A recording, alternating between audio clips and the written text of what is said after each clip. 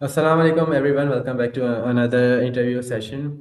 اور جیسے کہ آپ جانتے ہیں کہ ہمارے کورس میں ہم لیول 2 میں ٹیچرس ٹریننگ کے ہمیں اسکالرس کے ساتھ، ٹیچرس کے ساتھ، ایجوکیٹرس کے ساتھ، پرنسپلس کے ساتھ انٹرویو لینا ہے۔ تو this interview is part of that. آج میرے ساتھ بہت ہی اسپیشل گیسٹ موجود ہیں، سر راجہ راشد اصغر صاحب، اور یہ جو ہے سر ریحان کی طرف سے ہمارے یہاں ریحان کالج کورنگی کیمپس میں آئے ہیں، اپوائنٹ ہوئے ہیں بطور وارڈن۔ تو آج ہم ان سے انشاءاللہ کویشچنز کریں گے۔ سب سے پہلے تو ہم اپنے گیسٹ کو ویلکم کرتے ہیں، sir Raja Rashid. Sir thank you very much. جزاک اللہ، ماشاء اللہ، بارک اللہ، اللہ تعالیٰ آسانیاں فرمائے۔ تو چلیے میں تھوڑا سا اپنے بارے میں مختصر بتاتا ہوں۔ میرا نام عمر ایجوکیشن والا ہے، میں کراچی سے بلانگ کرتا ہوں، اور میں نے جو ہے ڈفرینٹ کورسز کیے ہیں، پروجیکٹ مینجمنٹ میں، گرافک ڈیزائننگ میں، ڈیجیٹل مارکیٹنگ میں، ای کامرس میں اپنا بزنس اسٹارٹ اپ کیا تھا، اور میں ریحان کالج آیا ہوں یہاں پہ اور ڈفرینٹ اسکل سیکھنے کے لیے، ڈیجیٹل بھی، فزیکل بھی۔ اور یہاں پہ جو ہے سر جیسے ہمارا پروگرام ہے، یہاں پہ لیڈر اور انٹرپرینور بناتے ہیں ہمیں، اور جو ہے اس طرح سے میں یہاں پہ بہت ساری چیزیں سیکھ رہا ہوں، اے آئی سیکھ رہا ہوں ریحان کالج میں آ کے۔ تو اسی کا یہ پروگرام ہے کہ یہاں پہ ٹیچرس ٹریننگ کورس جو میں کر رہا ہوں۔ تو یہ میرا مختصر سا انٹروڈکشن ہے۔ مجھے ریحان کالج میں 4+ منتھس ہو چکے ہیں، اور یہ انٹرویو جو ہے میں لیتا رہتا ہوں۔ تو آج ہم سر راجہ راشد کے بارے میں جانیں گے۔ تو چلیے سر، آپ جو ہے اپنا پلیز جو ہے انٹرویو اپنا انٹروڈکشن دیجیے تاکہ ہم آپ کو جان سکیں۔ ماشاء اللہ، آپ نے اچھا تعارف اپنا پیش کیا ہے۔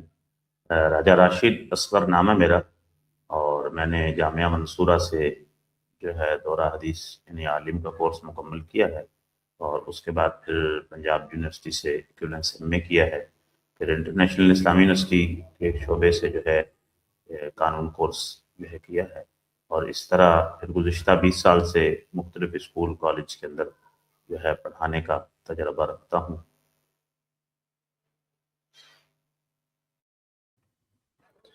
اچھا سر، آپ جیسے آپ نے بتایا کہ آپ ڈفرینٹ اس میں شعبوں میں آپ نے پڑھایا ہے، تو آپ کو اس بارے میں ہمیں ذرا بتائیے کہ آپ نے کہاں کہاں خود سے پڑھا تھا، اور پھر جیسے آپ کو کہاں کہاں آپ نے خود بھی پڑھا ہے۔ میں بتایا کہ میں نے جامعہ منصورہ سے جو ہے وہ پڑھا ہے، اسکول بھی پڑھا ہے، اور درس نظامی جو عالم کا مفتی کا کورس ہوتا ہے وہ بھی کیا ہے، اور اس کے بعد پنجاب یونیورسٹی سے میں نے جو ہے جامعہ پنجاب لاہور سے ایکویولنس ایم اے کا امتحان بھی جو ہے پاس کیا ہے، اور اس کے بعد انٹرنیشنل اسلامی یونیورسٹی کے اندر بھی اسلامی قانون کورس جو ہے اس کو جو ہے پڑھا ہے۔ اس کے بعد پھر میں نے سانگڑ سندھ کے اندر گرین کرسن ٹرسٹ کا ادارہ ہے ہلال پبلک اسکول کے نام سے، تو اس کے اندر بچوں کو جو ہے پڑھایا ہے۔ پھر ایک اور ادارہ انہی کا جو ہے جوہل سینٹر میں ہے، وہاں پرنسپل کے فرائض سر انجام دیے ہیں، اور اس کے بعد پھر 2020 میں آغوش الخدمت اعلیٰ جو کہ ایک یتیم بچوں کا ادارہ ہے، وہاں پہ بطور ہاسٹل انچارج وارڈن کے طور پر بھی وہاں کام کیا ہے۔ جی سر، ماشاء اللہ آپ نے بڑا اچھا بتایا، اتنا واسٹ آپ کا ایکسپیرینس ہے اور اپنے اتنے اداروں میں پڑھایا۔ تو سر آپ کو پرسنلی کہاں پہ زیادہ اچھا ماحول لگا، پڑھانا اچھا لگا، اور اس کی کیا وجہ ہے؟ الحمدللہ، تعلیم و تربیت کا شوق تو آغاز ہی سے تھا کہ جس طرح تعلیم تربیت حاصل کی ہے اس طرح اس کو جو ہے دوسروں تک جو ہے پہنچایا جائے۔ تو گزشتہ اسکولوں کے اندر بھی جو ہے یہ تجربہ رہا، طلباء کے اندر تعلیم و تربیت کا کام کرتا رہا۔ آخری جو ادارہ تھا میرا یہاں آنے سے پہلے وہ آغوش الخدمت اعلیٰ تھا، جو سندھ کے اندر ہائی وے کے اوپر ہے۔ وہاں پر بھی بچوں کی تعلیم و تربیت کے اندر جو ہے میں مصروف رہا، اور الحمدللہ بہت اچھا وہاں لگا۔ طلباء کو تعلیم و تربیت کے اندر جو ہے وہ دیکھ کے اور ان کی رہنمائی کرتے ہوئے خود بھی ان سے کچھ سیکھنے کو ملا، اور اب الحمدللہ یہاں میں موجود ہوں ریحان کالج میں، تو یہاں سے بھی انشاءاللہ کچھ سیکھیں گے، کچھ تعلیم و تربیت کا کام کریں گے۔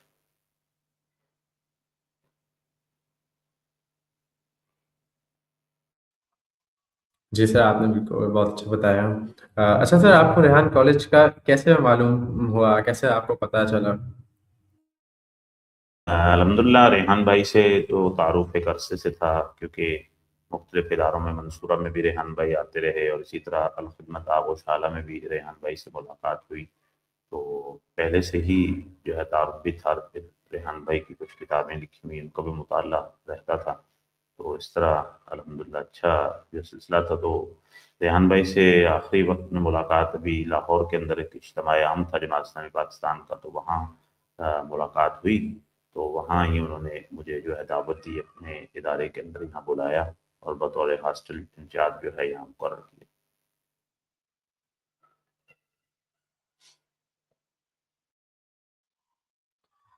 अच्छा सर, आपने बताया कि जैसे आपने पहले जो है वार्डन का भी रोल प्ले किया था, वहाँ पे आप रहे थे।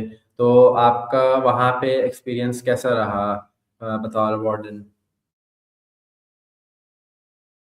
वहाँ तो रोज़ाना की बुनियाद पे सुबह से शाम तक एक निज़ाम-उल-औक़ात था, जिसकी तलबा जो है पाबंदी करते थे, और मैं खुद और मेरे कुछ माविनीन थे, हम इस बात की निगरानी भी करते थे कि इसकी पाबंदी करें। और वो सारा माहौल उनकी तरबियत का था, ताकि एक अच्छी तरबियत उनकी हो सके और उसके नतीजे में एक अच्छे फ़र्द जो है वो बन सकें, अच्छे शहरी बन सकें।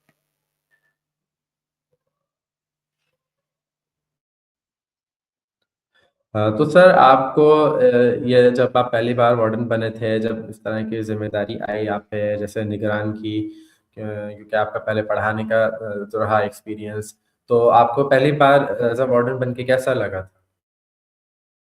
अल्हम्दुलिल्लाह बहुत अच्छा जो है महसूस हुआ इस चीज़ का, इसलिए कि मैं जब मंसूरा में था तो वहाँ भी हॉस्टल में रहता था, तो हमारे भी वहाँ हॉस्टल इंचार्ज थे, वो हमारी तरबियत करते थे और वो सारा सिलसिला जो है सीखा हुआ था। और जब दोबारा मुझे हॉस्टल इंचार्ज बनने का मौका मिला, तो उस अमली तरबियत को दूसरों तक पहुँचाने का बेहतरीन मौका मिला।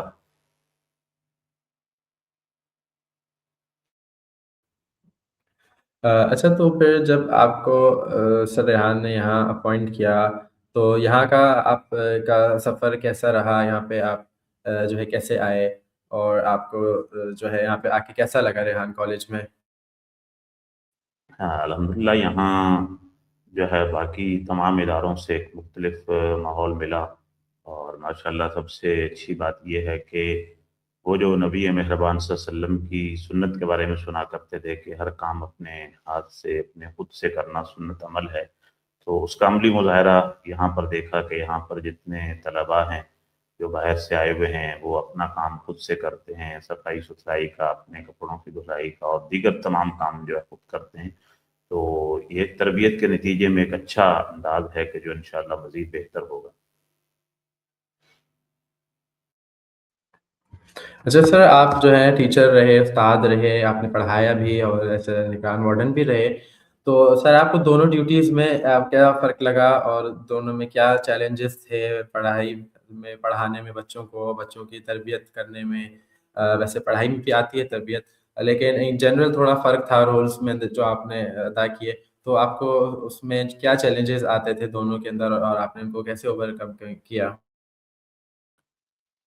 देखें, एक है तालीम और एक है तरबियत। दोनों अलग-अलग चीज़ें हैं। तालीम जो है वो एक रवायती अंदाज़ से तालिब इल्म हासिल करता है, स्कूल के अंदर दाखिल होता है, पहली क्लास से लेके मैट्रिक तक यहाँ आगे जो है। लेकिन उसके साथ-साथ तरबियत जो है, वो माहौल के अंदर उसको रहने का सलीका, तरीका जो है वो सिखाया जाता है। तो स्कूल के अंदर जो है तलबा रंग-बिरंगे माहौल से जो है वो आते हैं, और रोज़ाना की बुनियाद पे उनका माहौल बदली होता है। कभी वो घर के माहौल के अंदर होते हैं, मोहल्ले के माहौल में होते हैं, कभी वो स्कूल के माहौल में होते हैं। तो वहाँ तरबियती अंदाज़ जो है, उनकी तरबियत करना एक मुश्किल जो है काम होता है। जबकि एक हॉस्टल है, दारुल अक़ामा है, जहाँ बच्चे रहते हैं, तो वहाँ उनकी तरबियत बड़ा आसान है। इसलिए कि एक निज़ाम-उल-औक़ात मुकर्रर कर दिया जाता है, तमाम तलबा उसकी पाबंदी करते हैं, उनको आदाब सिखाए जाते हैं। गो कि वहाँ भी थोड़ी मुश्किलात आती हैं कि मुख्तलिफ़ इलाकों से वो लोग आए होते हैं, हर इलाके की अपनी तहज़ीब, सक़ाफ़त होती है। लेकिन यहाँ बनिस्बत इसके कि वो एक आम स्कूल के अंदर बच्चे पढ़ते हैं, चंद घंटे हमारे पास आते हैं, यहाँ मुस्तकिल हमारे पास बच्चे जो है 2 महीने, 3 महीने रहते हैं, तो वो उनकी तरबियत थोड़ा आसान होती है।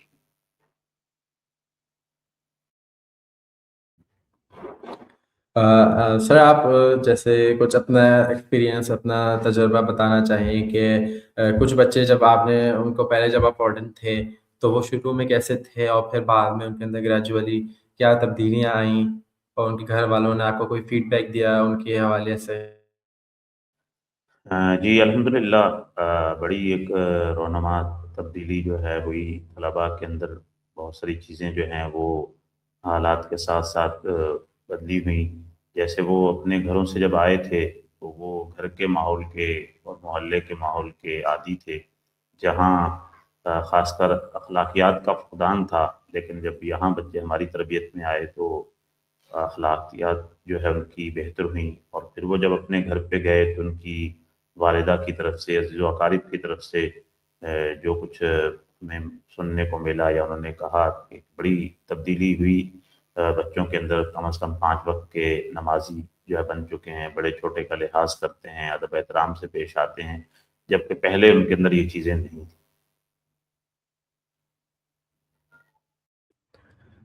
जी हाँ, बहुत अच्छा बताया आपने। जी, बिल्कुल ऐसा ही होता है।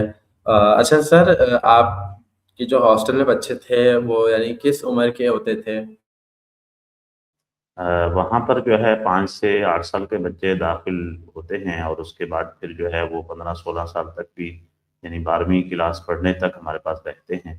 तो इस तरह मुख्तलिफ़ उम्र के बच्चे जो हैं उनको तरबियत जो है दी जाती है। अच्छा सर वो फिर वहाँ पे कितने अरसे रहते हैं? और तो जैसे जो बाहर से भी आते हैं दूसरे शहर से, इलाकों से, तो यानी वो कितने अरसे का एक दौरानिया होता है कि वो उनको वहाँ रहना होता है या फिर कोई छुट्टी मिलती है 1 महीने के बाद, 2 हफ्ते के बाद? अ, हर 3 महीने के बाद 10 दिन की जो है छुट्टी होती है, 3 महीने वो ज़ेर तरबियत रहते हैं इदारे के अंदर। अच्छा, ठीक है सर। और अगर जैसे अगर कोई जाना चाहे, कोई उनकी फ़ैमिली में कोई जैसे ज़रूरत हो उनकी जाने की, कोई इवेंट वग़ैरह आता है, तो क्या वो हॉस्टल को इजाज़त देता था जाने की? जी बिल्कुल, उस वक़्त हंगामी सूरत-ए-हाल में भी कोई किसी के घर में वफ़ात हो जाती है या कोई ऐसा सिलसिला होता है, कोई शादी-ब्याह या दीगर तक़रीबात होती हैं, तो उसमें अल्हम्दुलिल्लाह इदारे की तरफ से इजाज़त होती थी कि बच्चे को ले जाते थे और फिर वक़्त पर वापस जो है छोड़ जाते थे। अच्छा सर, रमज़ान में आप लोगों की क्या टाइमिंग होती थी? रमज़ान में आप लोग कैसे मैनेज करते थे हॉस्टल के अंदर? रमज़ान मुबारक के अंदर भी तालीमी औकात-कार में थोड़ी जो है वो कमी हो जाती थी, और बाकी तरबियत का तो काम और ज़्यादा बढ़ जाता था कि बच्चे सुबह सहरी के वक़्त जो है उठने, और फिर जो है रोज़ा रखना, और फिर तिलावत कलाम पाक है, और उसके बाद फिर दीगर मसरूफ़ियात हैं। इसी तरह रात तरावी है, और फिर कुछ तर्जुमा कुरान पाक का वहाँ सेशन होता था। मैं खुद तर्जुमा कुरान पाक जो है बच्चों को पढ़ाता था। इब्तिदाई सूरतें जो हम नमाज में छोटी-छोटी पढ़ते हैं, कम से कम वो तर्जुमे से बच्चों को याद होनी चाहिए। दुआएँ हैं, इस तरह कलमे हैं। ये सारी चीज़ें रमज़ान मुबारक की बाबरकत साथों के अंदर हुआ करती। अच्छा सर मैंने भी मदरसों में पढ़ा है, तो मुझे एक चीज़ ना ऐसा होता था कभी जैसे मुशाबहत आते हैं, कुछ चीज़ें सेम होती हैं, कुछ वर्ड सेम होते हैं, उनमें कन्फ्यूज़न होती है। तो जैसे मेरे वालिदैन हैं वो कहते थे तर्जुमा भी पढ़ा करो, सीखा करो, तो उससे मतलब समझ आता है, कॉन्टेक्स्ट समझ आता है बात का। तो आपको क्या लगता है कि मदरसों में बच्चों को तर्जुमा साथ-साथ कराना चाहिए, हिफ्ज़ के बाद कराना चाहिए? क्योंकि कुछ बच्चे ऐसे होते हैं कि वो हिफ्ज़ करते हैं और फिर जो है उसके बाद वो छोड़ देते हैं या फिर जो है रहते हैं, तो यानी तर्जुमा तफ़सीर की तरफ इतना नहीं जाते हैं, या कुछ जो है जैसे आलिम का कोर्स करते हैं तो फिर वो उसकी तरफ जाते हैं, तो वो फिर पढ़ते हैं तफ़सीर। तो आपका क्या ख़्याल है कि कितना ज़रूरी है तर्जुमा सीखना बच्चों के लिए? देखिए मदारिस के अंदर तो ये काम हो भी रहा है, होना भी चाहिए। ये सिर्फ़ मदारिस तक महदूद नहीं, बल्कि मुझे और आपको भी जो है कुरान पाक का तर्जुमा जो है पढ़ना चाहिए, आना चाहिए और समझना चाहिए। उसकी बड़ी वजह ये है कि देखें, हम जब मोबाइल के अंदर कोई ड्रामा या फ़िल्म को देख रहे होते हैं, तो उसमें इतने मगन होते हैं कि पास पड़ी चाय भी जो है ठंडी हो जाती है और उसके तरफ ख़्याल भी नहीं जाता। लेकिन जब अल्लाह की बारगाह में हम नमाज़ के लिए खड़े होते हैं, तो ख़यालात के अंदर एक दुनिया आबाद हो जाती है, कभी बाज़ार में, कभी दोस्तों में, कभी कहाँ, और बज़ाहिर हम नमाज़ जो है अदा कर रहे होते हैं। तो उसकी बुनियादी वजह ये है कि नमाज़ के जो डायलॉग हैं, वो हमें समझ नहीं आते, अदा तो कर रहे होते हैं, लेकिन ड्रामे के डायलॉग जो हैं, वो हमें बआसानी समझ में आते हैं, क्योंकि हमारी अपनी ज़ुबान के होते हैं और हमारे अपने कल्चर के और हमारे अपने माहौल के होते हैं। تو نماز کے اندر خشوع اور خضوع پیدا کرنے کے لیے ہر فرد کو، ہر مسلمان کو کم از کم نماز با ترجمہ اور وہ چھوٹی صورتیں جو نماز کے اندر ہم پڑھتے ہیں وہ پڑھنی چاہیے، تاکہ نماز میں خشوع اور خضوع پیدا ہو، خیالات کی دنیا آباد نہ ہو، مدارس تو اپنا کام الحمدللہ کر ہی رہے۔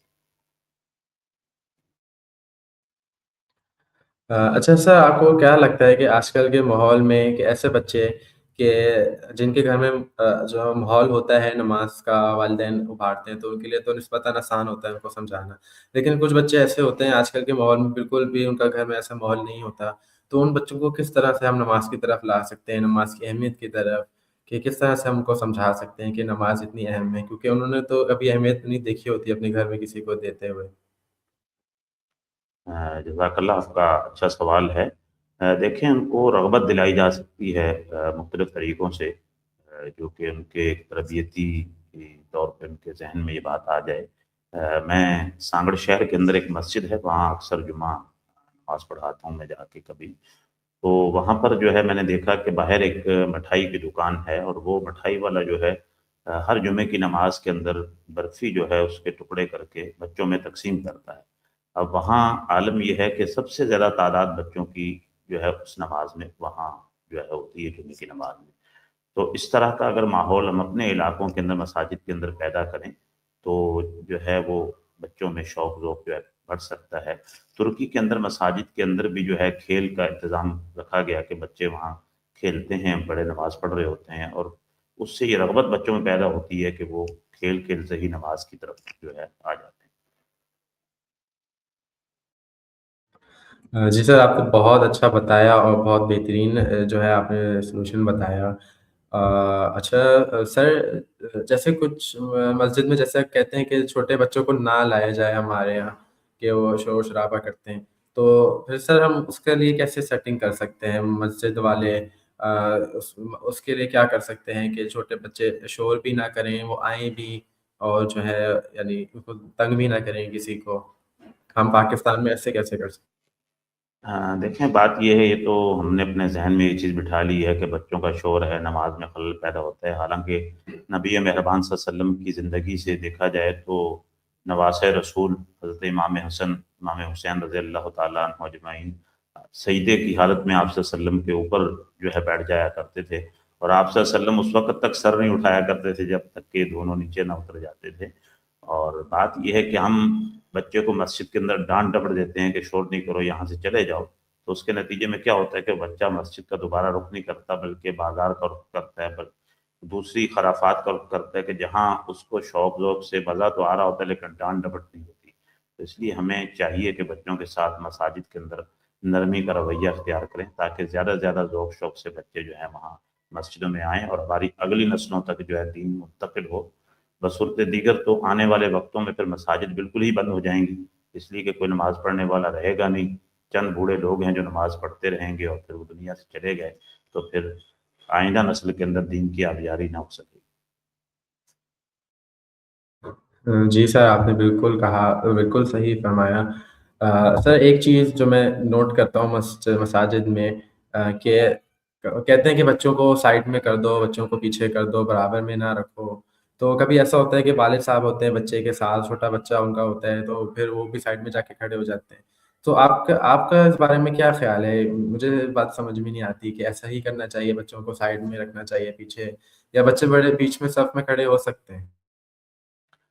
دیکھیں، اللہ کے نبی صلی اللہ علیہ وسلم کے دور میں جو صف بندی ہوتی تھی اس میں جو ہے آگے مردوں کی صف ہوتی تھی، پیچھے پھر جو ہے وہ بچوں کی صف بھی ہوتی تھی، لیکن اب کیونکہ والد کے ساتھ جو آنے والے بچے ہیں وہ معصوم ہیں، چھوٹے ہیں، ان کو اس طرح جو ہے وہ اندازہ نہیں ہے کہ نماز کس طرح پڑھنی، تو اگر والد کے برابر میں کھڑے ہو کے اسی طرح وہ ادائیگی کر رہے ہیں، یہ تو بہت اچھی بات ہے کہ وہ سیکھ رہے ہیں، ان کو پیچھے نہیں کرنا چاہیے، بجائے اس کے کہ وہ پیچھے کسی اور کام میں لگ جائیں، اور پھر جو بات آتی ہے کہ دوسروں کی نماز میں بھی خلل پیدا ہوتا ہے، تو بہرحال بہتر ہے کہ وہ والدین کے دائیں بائیں ہی ساتھ ہی کھڑے ہوا کریں۔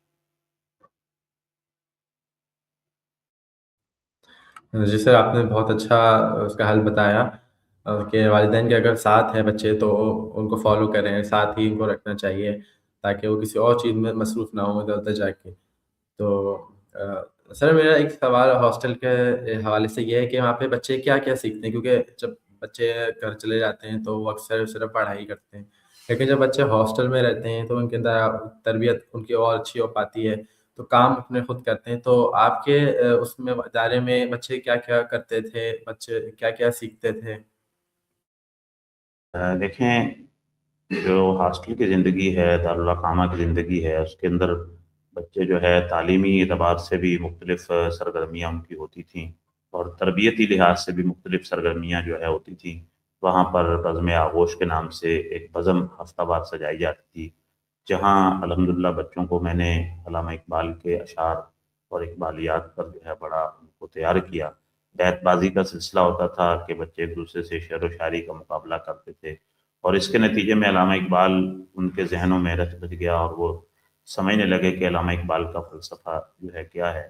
اس کے علاوہ باقی دینی تربیت اور دینی مسائل اس کا بھی ایک سیشن ہمارا ہوتا تھا، اور اسی طرح باقی جو معاملات ہیں دنیا داری کے ان کے حوالے سے بچوں سے بات ہوتی تھی۔ تو اس طریقے سے جو ہے مختلف تربیت کے مراحل ہیں، اس میں کھیل بھی تھے بچوں کے لیے، لوڈو، سنوکر، ٹیبل ٹینس اور دیگر کرکٹ، ہاکی، فٹ بال بھی تھا۔ تو تمام تر چیزیں جو ہیں وہ تربیت کے نقطہ نظر سے ہوا کرتی تھیں، جو کہ گھر کے اندر عام ماحول میں بچے کے ساتھ ممکن اور مشکل ہیں، ممکن نہیں۔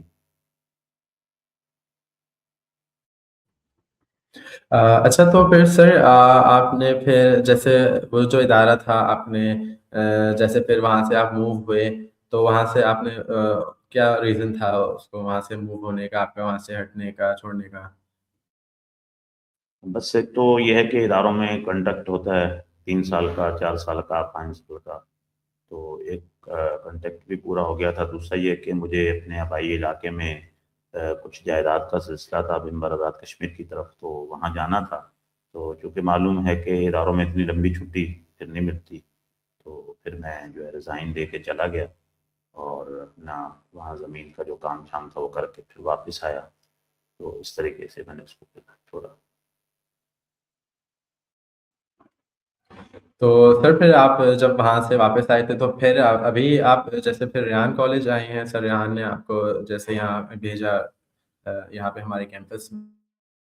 آج 21 تاریخ ہے اور ایک ماہ قبل 21 نومبر کو میں نے پہلے بھی ذکر کیا کہ لاہور میں مینار پاکستان پر جماعت اسلامی پاکستان کا ایک اجتماع تھا 21، 22، 23 نومبر۔ تو وہاں ریحان بھائی سے ملاقات ہوئی تو حال حوال ہوا، تو ریحان بھائی نے اپنے اس کالج میں آنے کی دعوت دی اور یہاں مجھے کہا کہ آپ آج سے ہی میرے پاس بطور وارڈن جو ہے کام کریں گے۔ میں نے کہا انشاءاللہ آپ کے شانہ بشانہ ہے۔ چلے سر آپ نے بہت اچھا بتایا اپنی جو ہے ایکسپیرینس کے بارے میں، پروفیشنل ایکسپیرینس کے بارے میں۔ اچھا سر آپ اپنے جیسے علاقے کے بارے میں بتائیں، جو آپ نے بتایا آزاد کشمیر سے آپ کا تعلق ہے ماشاء اللہ، تو اس ادارے کے جگہ کے جیسے بارے میں ہمیں بتائیے۔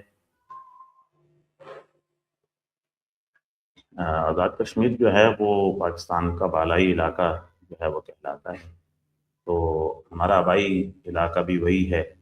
ہمارے دادا جو ہے وہ فوج میں تھے برٹش آرمی کے اندر، تو وہاں سے جب ریٹائرمنٹ ہوئی تو 1932 میں ان کو پھر ضلع سانگڑ سندھ کے اندر جو ہے زمین الاٹ ہوئی، تو پھر وہاں سے ہجرت کر کے یہاں آئے، اور پھر جو ہے آبائی علاقے میں بھی آنا جانا رہتا ہے غمی خوشی کے اور دیگر معاملات کے جو ہے لحاظ سے۔ تو اس لیے اب یہاں سانگڑ کے اندر ہیں، سندھ کے اندر، یہاں زمین آباد ہے الحمدللہ۔ یہ سلسلہ ہے۔ اچھا سر آپ کو پھر یہ آپ نے ماشاء اللہ اتنے سفر کیے تو آپ کو شہروں میں سب سے بہتر شہر کیسا لگا اور آپ کو کراچی کیسا لگا؟ دیکھیں کراچی الحمدللہ پاکستان کا کیا دنیا کا بڑا شہر ہے، اور یہاں ہر قسم کے ہر زبان بولنے والے لوگ یہاں رہتے ہیں، اور بڑا ایک اچھا جو ہے سلسلہ ہے، لوگ روزگار کے سلسلے میں یہاں آئے ہوئے ہیں۔ الحمدللہ باقی شہروں سے اس کو فوقیت ہے یہ کہ ایک اچھا ہے اور بڑا وسیع و عریض ہے۔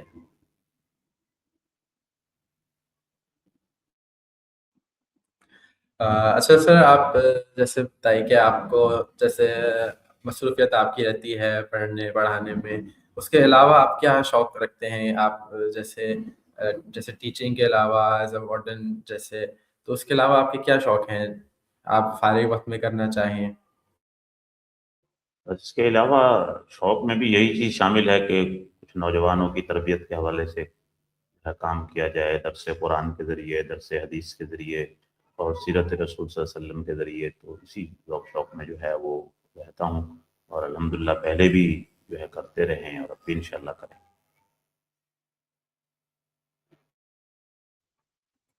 अच्छा सर, माशाल्लाह आपके इतने अच्छे जो है एक्सपीरियंस है, आपको तजुर्बा है और जो है आप शौक से करते हैं यानी।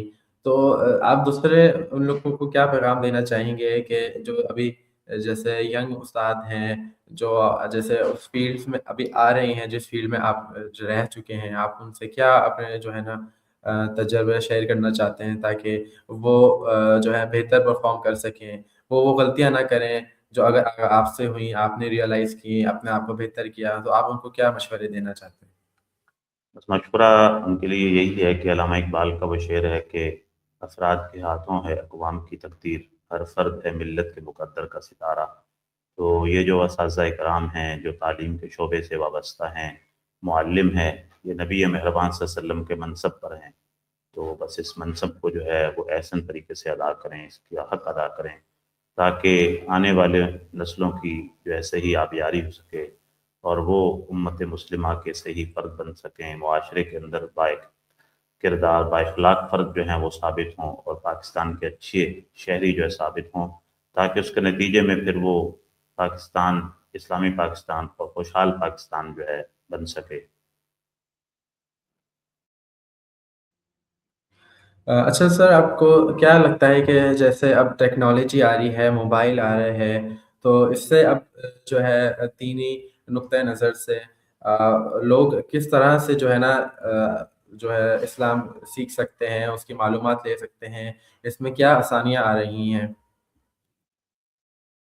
आज के दौर के अंदर ये जो जदीद टेक्नोलॉजी है, इसके अंदर तो बड़ी तब्दीली रौनमा हुई है कि वो काम जो घंटों पर मुहित था, वो मिनटों सेकंडों पर जो है वो हो गया है। जदीद जो है सारी चीज़ें हो गई हैं और ये फ़ायदेमंद हैं। किसी भी फ़ील्ड के अंदर इंसान काम करना चाहे तो इससे बड़ी रहनुमाई उसको मिल सकती है और लेनी भी चाहिए, ताकि अपने काम के अंदर, अपने मनसब के अंदर इंसान जो है अहसन तरीके से आगे तक जो है पहुँच सके।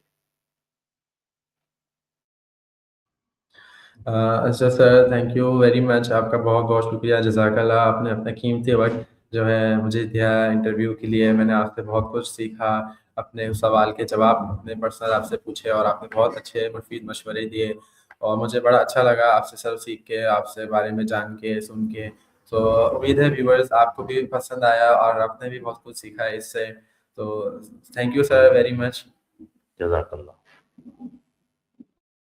अच्छा तो व्यूअर्स इंशाल्लाह मैं आपसे नेक्स्ट इंटरव्यू में एक नेक्स्ट नेक्स्ट गेस्ट के साथ मिलूँगा।